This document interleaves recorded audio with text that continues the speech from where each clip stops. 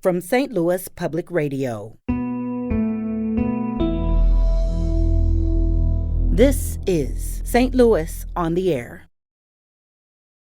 Deploy the right professional to the right call. These aren't things that we just, dreamed up one night.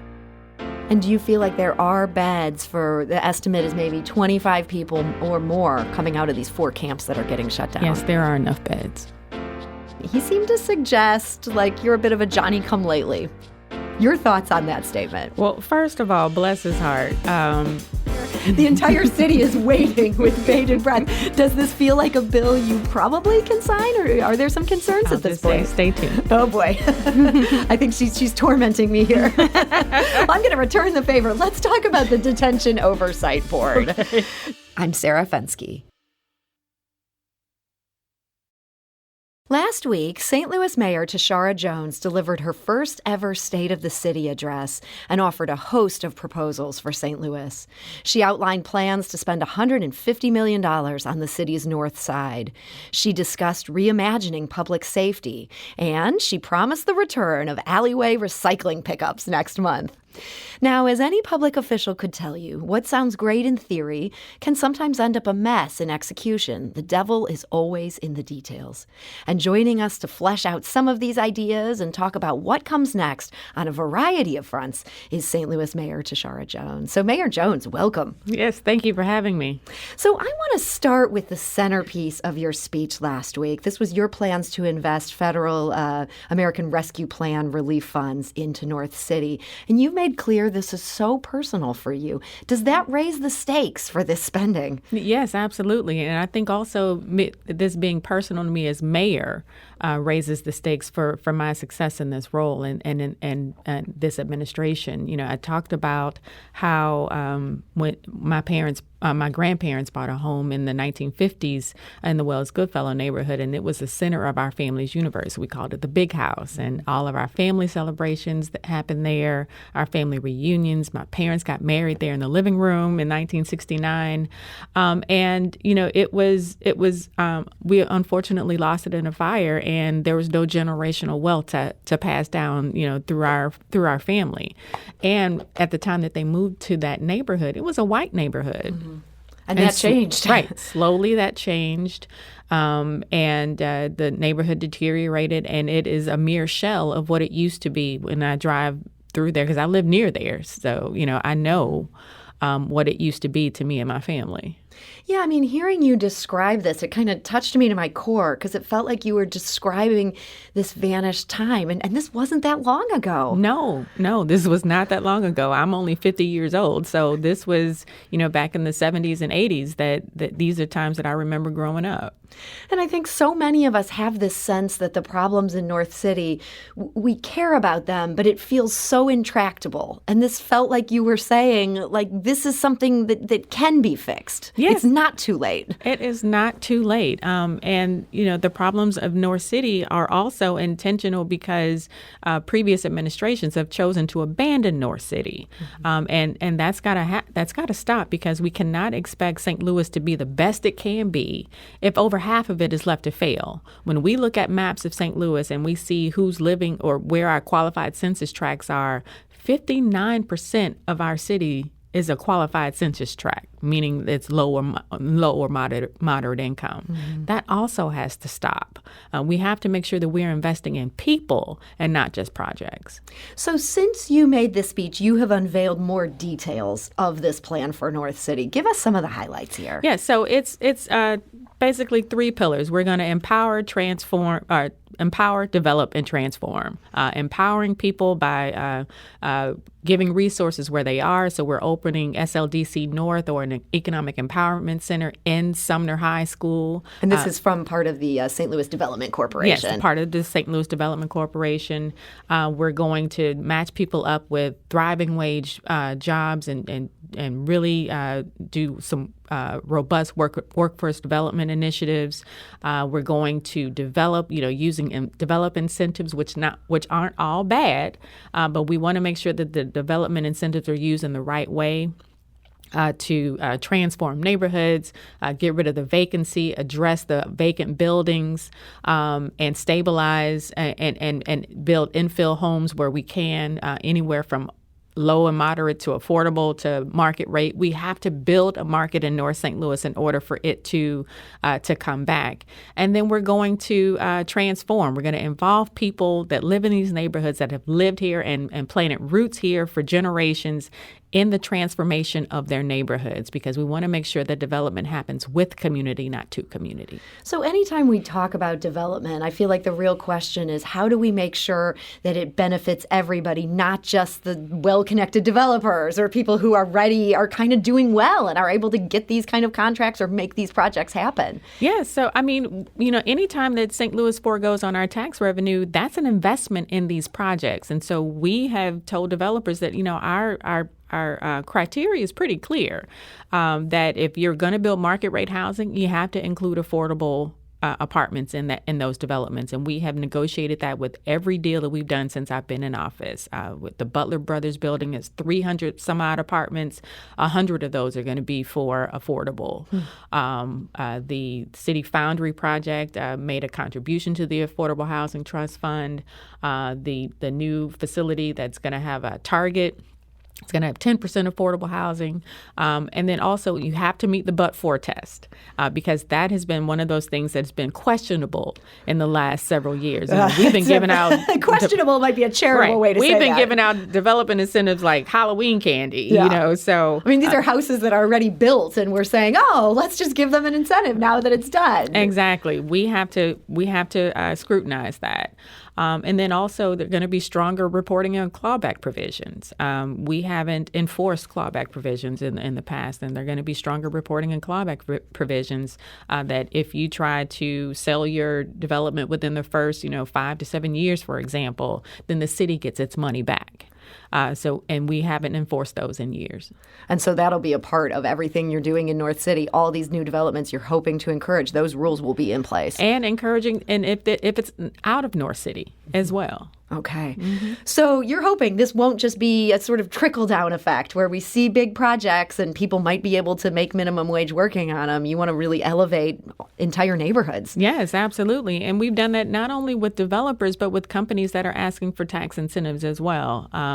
Procter & Gamble, for example, we are in the middle of negotiations with them to have stronger workforce development requirements because they're going to expand and add 100 jobs. So we're partnering with St. Louis Public Schools to make sure that our graduates are ready for those jobs.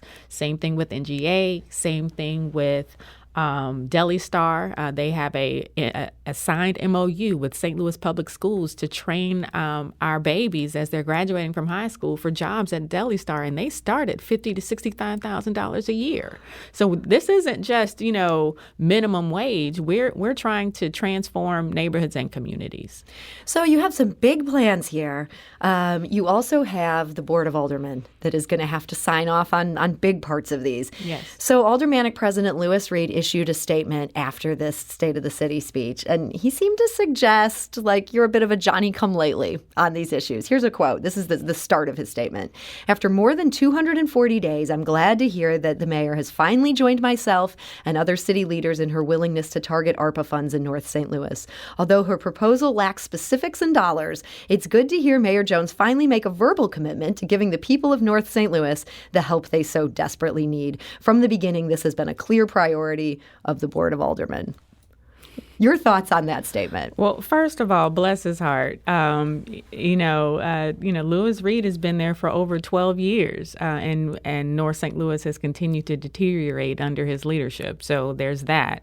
But the other part of that I really want to make sure that people understand is that, with the latest, with Board Bill 82, for example, which is the $37 million for corridors in North St. Louis, I worked with Comptroller Green and Alderwoman Sharon Tyus to put some provisions in that bill to make sure that money moves faster to North St. Louis. It's somewhat easy to talk about an area that you don't live in and you weren't born and raised in. And I know nothing but North St. Louis because I've been here all my life.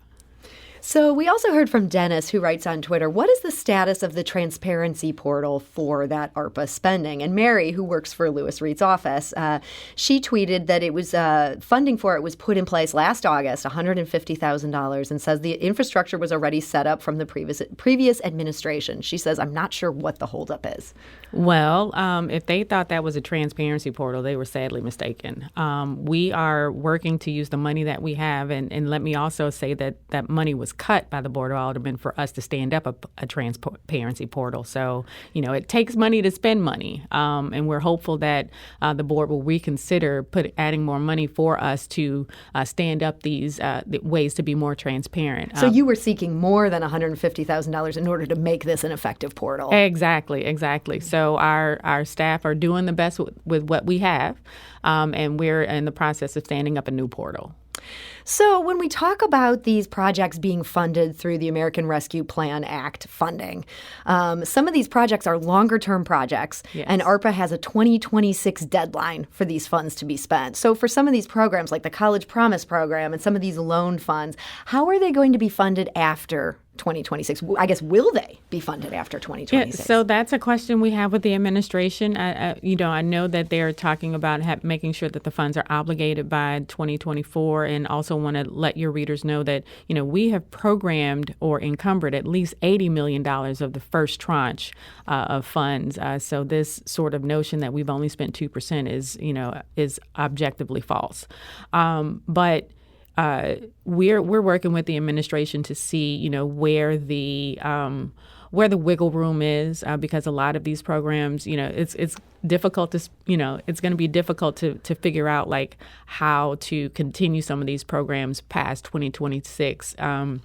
And especially with the Economic Justice Action Plan that we just released, the $150 million is a down payment, because we are trying to leverage that to get more money from our corporate partners, our philanthropic partners, faith community, to really make it a more robust investment in North St. Louis. So we start with the federal funding, but it sounds like you're hopeful that there's going to be more money coming in that can keep these programs going once you get those started. Yes, absolutely. So we asked all of you out there listening, we put a question on Twitter of what people wanted to have you talk about today as you were on this show. And hey, we have some great news. 58% said they wanted to hear about the North City plan. So I think people are interested in this. Yes. There's a lot of attention that people are giving this issue right now. People want to see this fixed. 24% said they wanted to hear about policing. So we're going to talk about some policing, and that's also going to be the topic later on the show. We do need to take a quick break here, and we'll come back to continue this conversation and talk about policing. This is St. Louis on the Air on St. Louis Public Radio.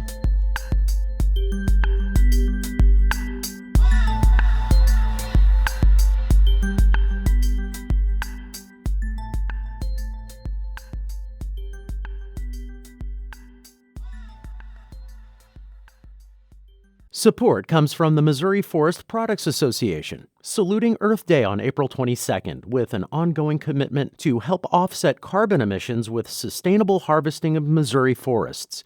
Details at choosewood.com.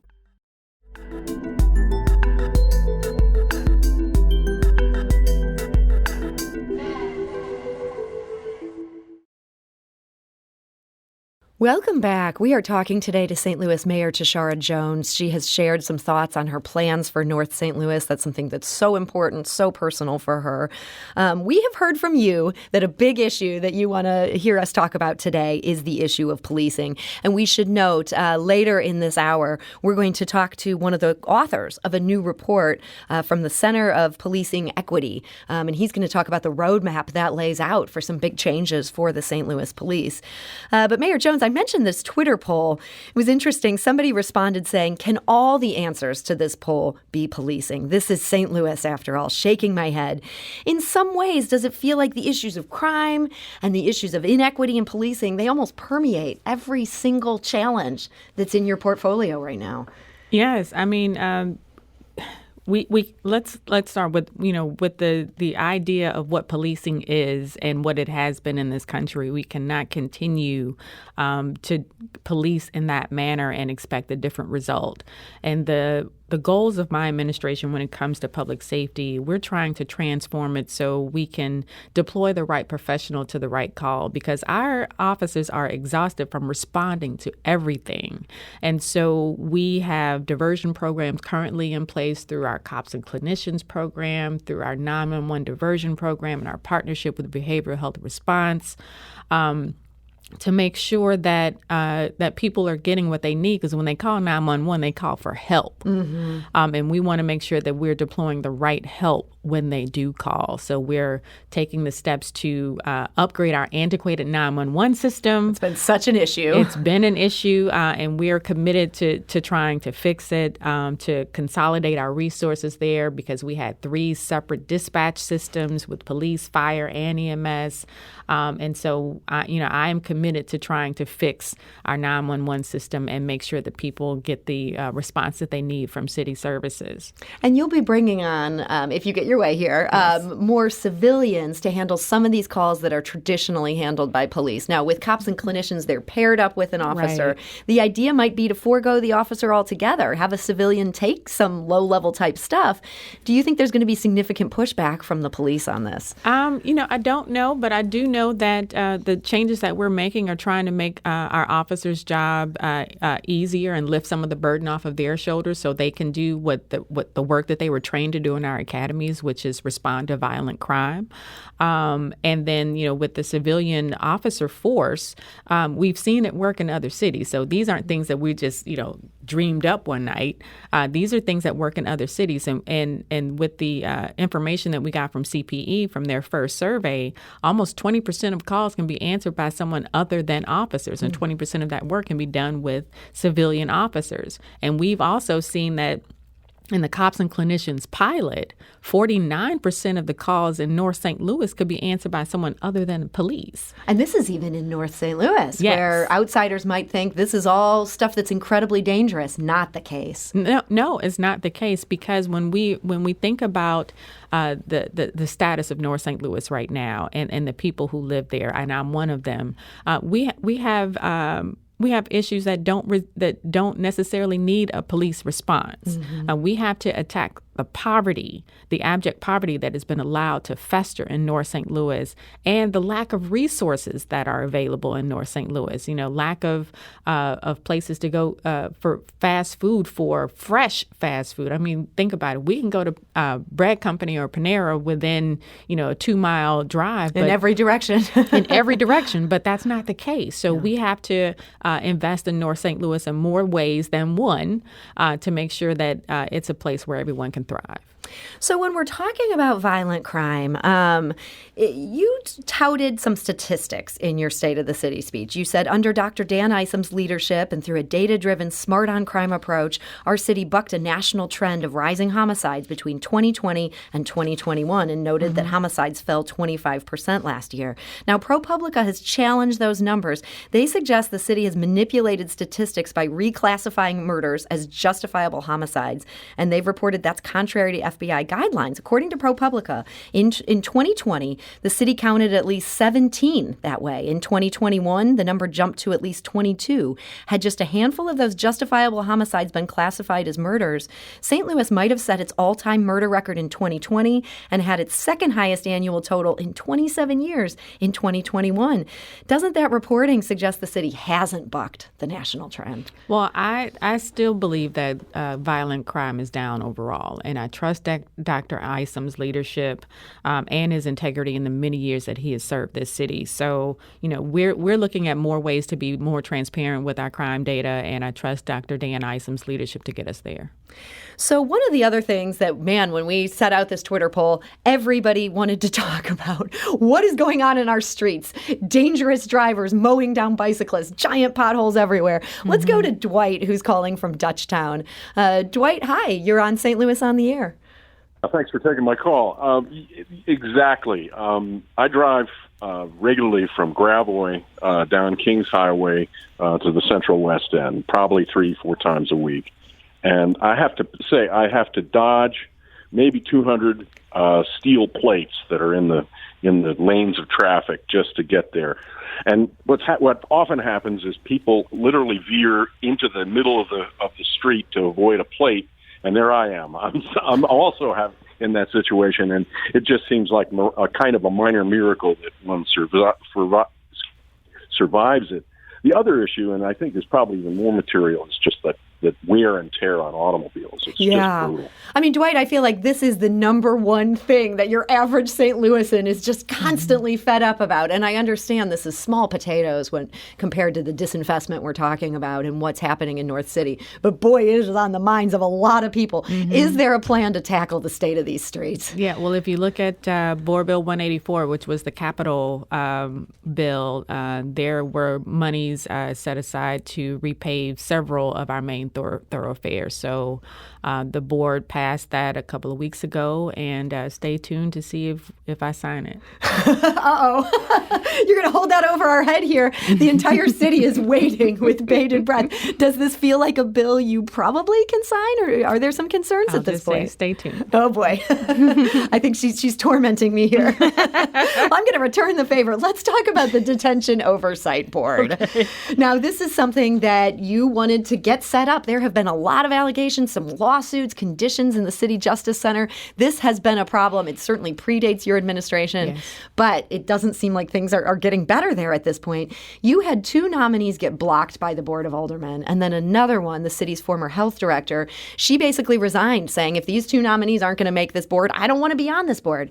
Mike Milton, who's the CEO of the Freedom Community Center, he said this on our show last week or 2 weeks ago. This was just after his nomination was voted down by the board. To be questions that I would somehow, take away from the process and make it more accountable is actually something that I was aiming to do anyway. So I think that was good. But on the other end, I'm actually pretty sad at the situation that this is an enemy to progress that happens within our city. We cannot keep moving forward because our city and our city leadership, and what was really disheartening was it was mainly the Black Caucus, believes and holds the status quo, right? When we think about that the CJC, 90 to 95% of the people in CJC are all Black men. You take the 2 Black men off of the board, right? Yeah. Shows a commitment towards the status quo. And that is Mike Milton talking about the fact that he and the Reverend Darrell Gray, a civil rights activist, they were both blocked from being on this board. I'd love your response to that. Yeah. So first off, the Detention Oversight Board is independent oversight of our jails, and we have seen prior to me becoming mayor that is desperately needed because the health and safety of our detainees and our correction officers is our top priority. And I should note that all of these nominees passed unanimously out of the Public Safety Committee and only ran into roadblocks when they hit the full board. Even Chairman Vaccaro, who we have had disagreements in the past, he was very complimentary of our administration's work and the nominees and the board. But I also believe that we all share the same goal, which is oversight of our jail. So I was disappointed to see that these 2 nominees didn't make it through the process. But effective and fair oversight of our corrections facilities should be the ultimate goal. And I really hope that other political issues and nominees' activism outside the board didn't impact their approval.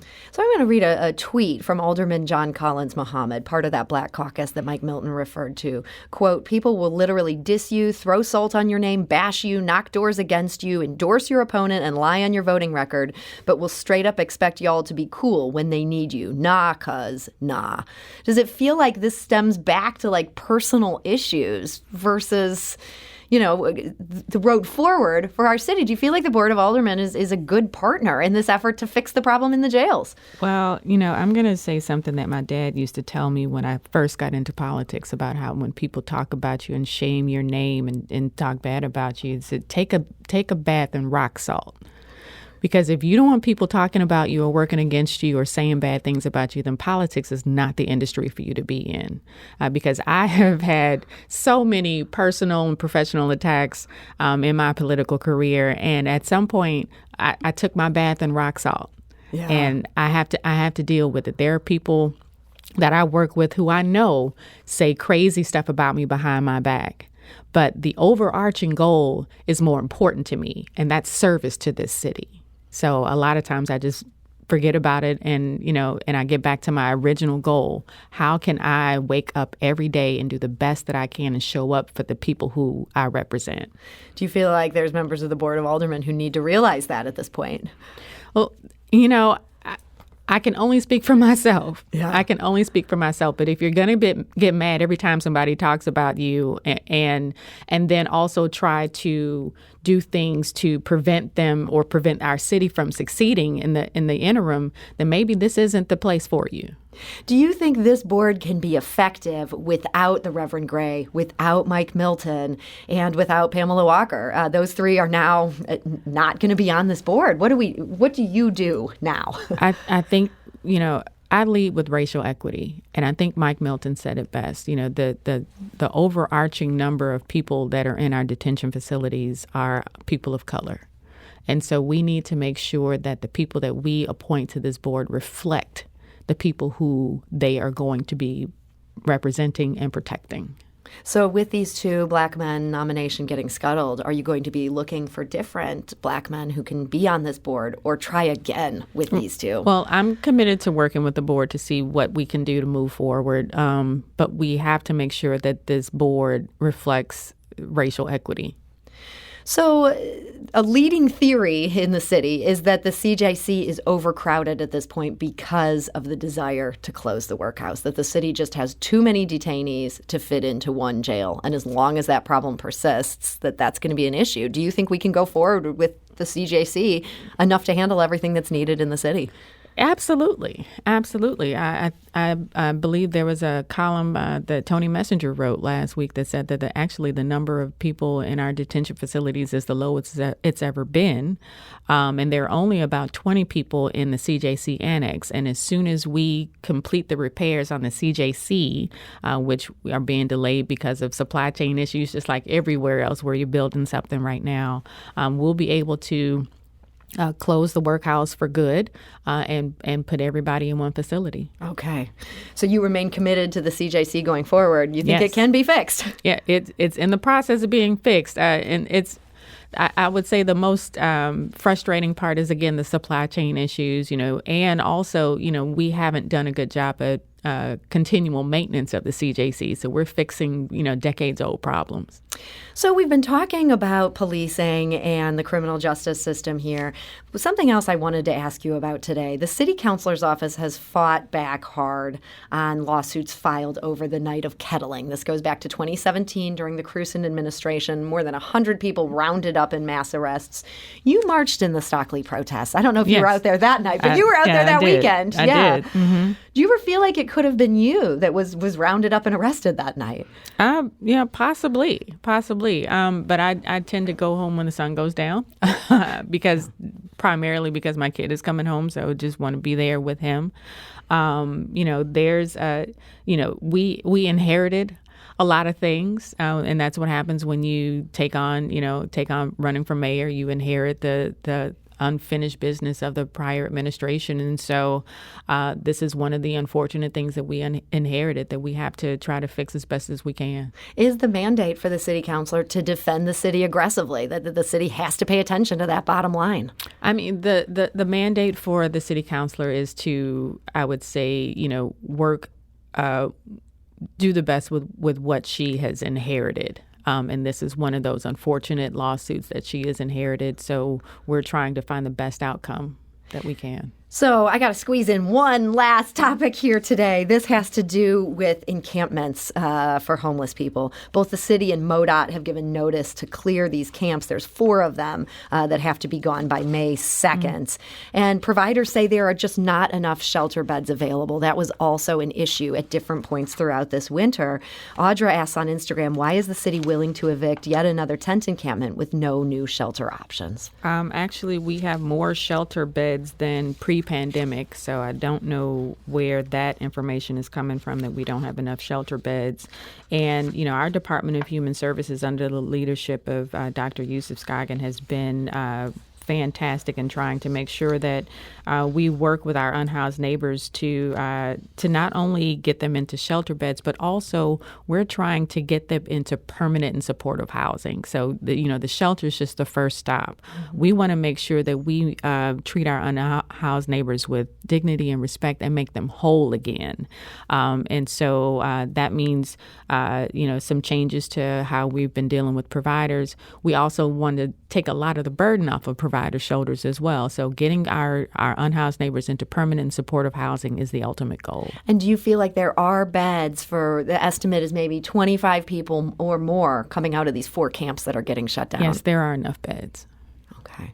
I got to ask one last question. I said that was the end, but you said that was the end. I know. I'm going to squeeze one in here. Okay. So Mary emailed us, are we really going to start again collecting the recycling in all the city neighborhoods of the city in May? People were so excited about this announcement. Mary wants to know, what is the exact date? Do you know that? We don't have the exact date yet, but we do know sometime in May. Okay, sometime in May. We can take this to the bank? You can take that to the bank. All right. Well, St. Louis Mayor Tishaura Jones, thank you for joining us today. Thank you for having me.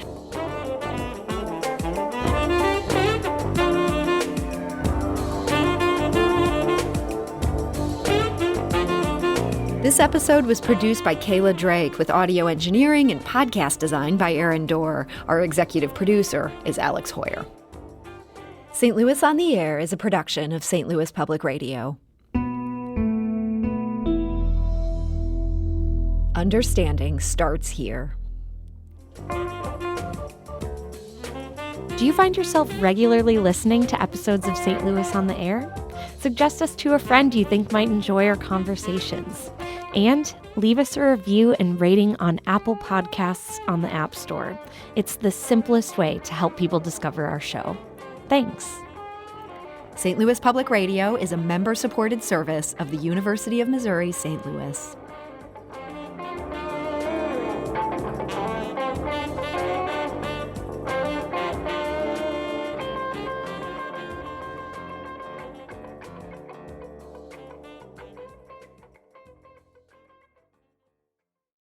Support comes from the Missouri Forest Products Association, saluting Earth Day on April 22nd with an ongoing commitment to help offset carbon emissions with sustainable harvesting of Missouri forests.